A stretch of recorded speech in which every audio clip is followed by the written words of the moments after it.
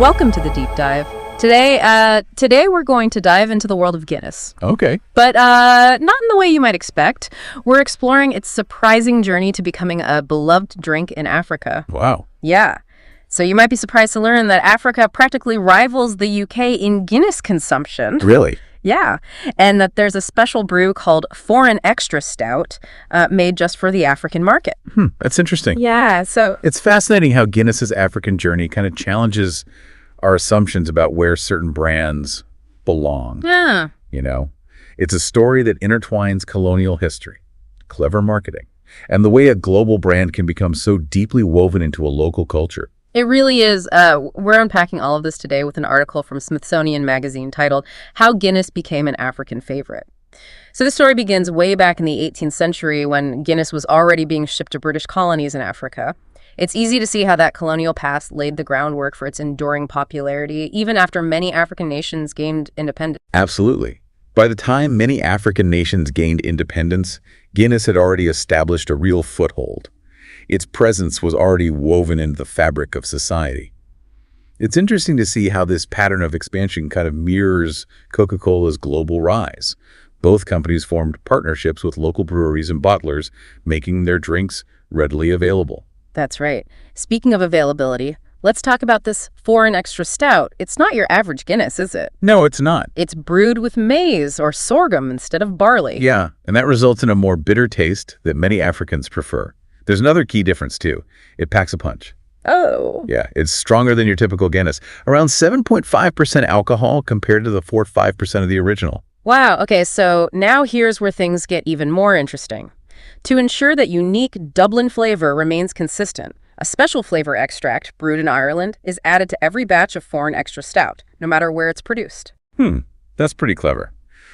The brewers wanted to ensure a recognizable taste for those familiar with the original Guinness, while still catering to the unique preferences of the African market. Right. So let's fast forward to the 1960s when Guinness launched a marketing campaign specifically for Africa with the slogan, Guinness gives you power. Now, this slogan was brilliant. It tapped into existing cultural ideals of strength and masculinity. But they didn't stop there. They even created a fictional character, Michael Power, for their ads. Oh, yeah, he was like a cool, suave African James Bond. What's interesting is that Michael Power wasn't tied to any specific ethnic group, making him universally appealing to a diverse African audience. Precisely. It was a way to transcend cultural boundaries and connect with a broader audience. Right. And then years later, in 2014, Guinness shifted to a campaign featuring sippers, these incredibly stylish men from the Democratic Republic of Congo who use fashion as a form of self-expression and status. They're known for their flamboyant outfits and impeccable taste. It was a bold choice to feature them. It was... That See Pure campaign, while visually stunning, wasn't actually targeted at Africans. It was more for a European market. It's a good example of how brands can use different strategies to connect with different audiences. It makes you wonder how they choose which aspects of a culture to highlight to appeal to specific audiences. Yeah, it raises an interesting question about how brands adapt to different cultural contexts and how, in turn, those contexts shape the brands themselves. Now, while we've touched upon the fact that Foreign Extra Stout has a higher alcohol content, it would be interesting to know why. Oh, that is a good question. Interestingly, that higher alcohol content wasn't just about creating a bolder taste. Remember, refrigeration wasn't widespread in many parts of Africa, so that higher alcohol content also served as a natural preservative. It was a practical consideration for the time and place. That's a great point. It highlights how even seemingly small details can have a deeper story and a connection to the environment and infrastructure. It's a reminder that we need to look beyond the surface. You're absolutely right. There's always more to uncover when we consider the historical, social, and even technological context of a product. What's fascinating here is that Guinness's journey through Africa wasn't just about adapting to the physical environment. It was also about understanding and tapping into the social fabric of the continent. Right. It wasn't just about surviving the heat. It was about becoming a part of people's lives, their celebrations, their everyday moments. It makes me think about other brands that have successfully adapted to different cultures, like McDonald's having completely different menus around the world. That's a great comparison. Yeah. McDonald's recognized that a one-size-fits-all approach just wouldn't work. Global brands have to understand and cater to local tastes, preferences, and cultural values. And Guinness clearly understood this too. It's pretty clear that Guinness's success in Africa is more than just a remnant of its colonial past. Absolutely. It's a complex interplay of historical circumstances, clever marketing, and creating a product that, for various reasons, truly resonated with African consumers. And that resonance continues today. Africa is now one of the biggest markets for Guinness globally. It's remarkable to think that this iconic Irish drink has found such a devoted following on a completely different continent. It really flips the script on our assumptions about cultural boundaries. This really raises the question, what is it about Guinness that resonated so strongly with African consumers? That's where the social and cultural aspects come into play. While our source doesn't delve deep into the social rituals surrounding Guinness in Africa, we can speculate that its association with strength and vitality, bolstered by those powerful marketing campaigns, played a significant role. I can't help but think about those images of people enjoying a Guinness together, perhaps after a long day's work, sharing stories, and building connections. Exactly. And that sense of community and shared experience is often a key ingredient in a brand's success.